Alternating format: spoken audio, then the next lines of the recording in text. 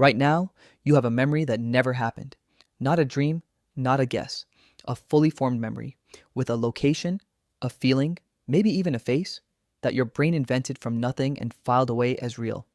You don't know which one it is. That's the part that should unsettle you. Most people assume memory works like a camera. You experience something, the brain records it, and when you need it, you play it back. The recording might be a little fuzzy. A few details might blur at the edges. But the core of what happened, that part is real. That model is completely wrong. And the people who proved it didn't do it in a lab. They did it in courtrooms, in therapy offices, and in ordinary conversations by watching real memories dissolve and false ones take their place in real time. Memory is not storage. Memory is construction. Every time you remember something, your brain is not retrieving a file. It is rebuilding the experience from scratch, pulling fragments from different regions, filling gaps with logic and expectation, and assembling a version of the past that feels true. The feeling of remembering and the feeling of confabulating are neurologically identical. There is no internal signal that tells you which one is happening. In 1974, psychologist Elizabeth Loftus at the University of Washington ran one of the most important experiments in the history of cognitive science.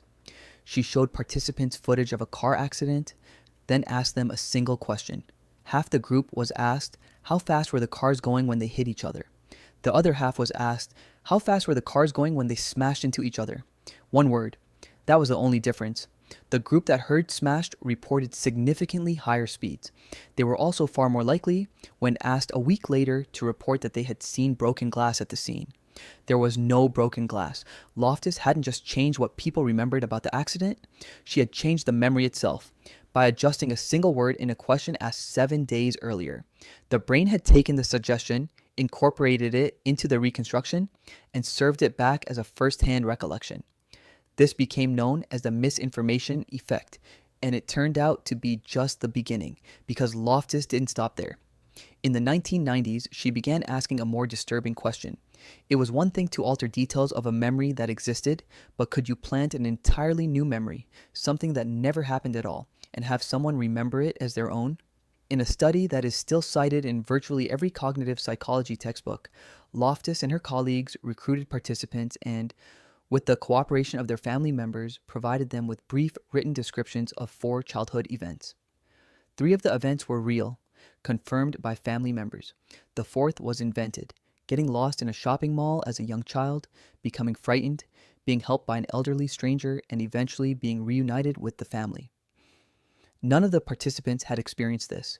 It never happened. By the end of the study, approximately 25% of participants not only believed the event had occurred, they had elaborated on it. They added details, they described the stranger's face, they recalled how they felt, they had taken a paragraph of fiction and rebuilt it into a personal experience with texture, emotion, and specificity, and they were completely confident it was real. When Loftus debriefed them, when she explained that one of the 4 memories had been fabricated, many participants argued with her. They insisted the mall memory was genuine. Some had to be shown the original written prompt before they accepted it was invented. This is not a story about gullible people. The participants were ordinary adults. The same process runs in all of us. But here's where it gets stranger. The brain doesn't just absorb false memories from external sources. It generates them internally, spontaneously, as a routine function of how memory is stored. In 1995, psychologists Henry Roediger and Kathleen McDermott published a study using a method originally designed by James Dees in the 1950s. Participants were read a list of words, all closely related to a single concept.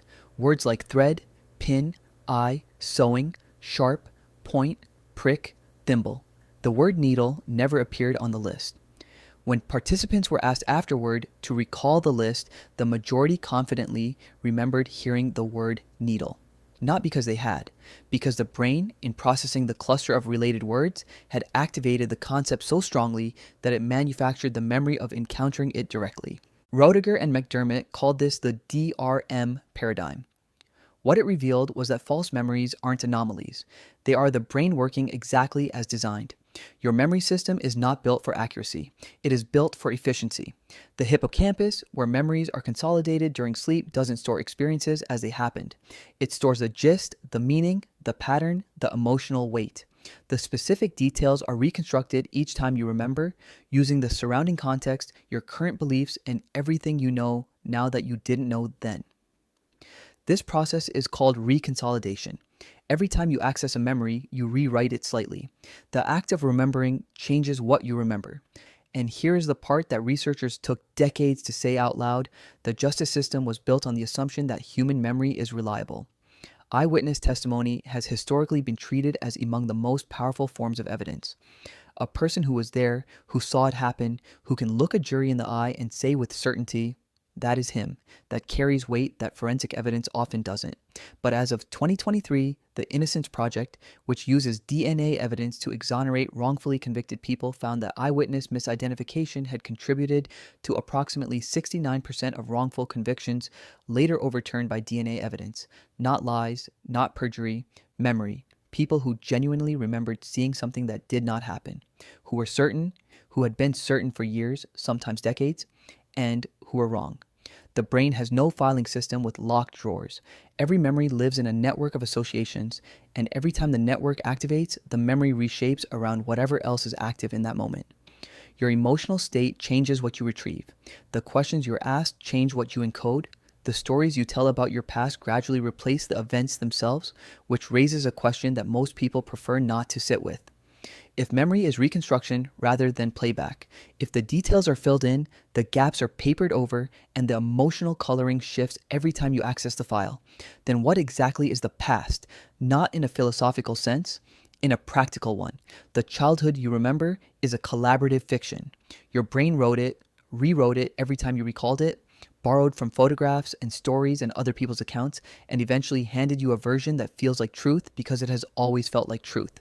The arguments you remember having, the moments you are certain defined you, the things you are sure someone said, not approximately, but exactly. All of it has been through the machine. All of it has been reconstructed, adjusted, and filed again. This is not damage. This is how you are built. The same system that invents false memories is the system that lets you imagine the future, simulate other perspectives, build plans that don't yet exist. The brain trades accuracy for flexibility, and on most days, that trade pays off. You don't need a perfect record of the past. You need a working model that helps you navigate what comes next. But it means that the you who remembers your life is not a witness to it. You are the author. And like every author, you have been editing the whole time, cutting what doesn't fit, smoothing the contradictions, finding the meaning that wasn't necessarily there when it happened. Right now, somewhere in your memory, there is an event that unfolded differently than you recall, a conversation that went another way, a moment you are sure about that the other person remembers completely differently, and they are not lying either. You're both telling the truth as your brains reconstructed it. That memory you have, the real one, the one that matters, the one you bet anything on, your brain built it the same way it builds everything else, from pieces, in the dark, without telling you. If this video provided value, please subscribe for more. Drop it in the comments. If this situation has happened for you,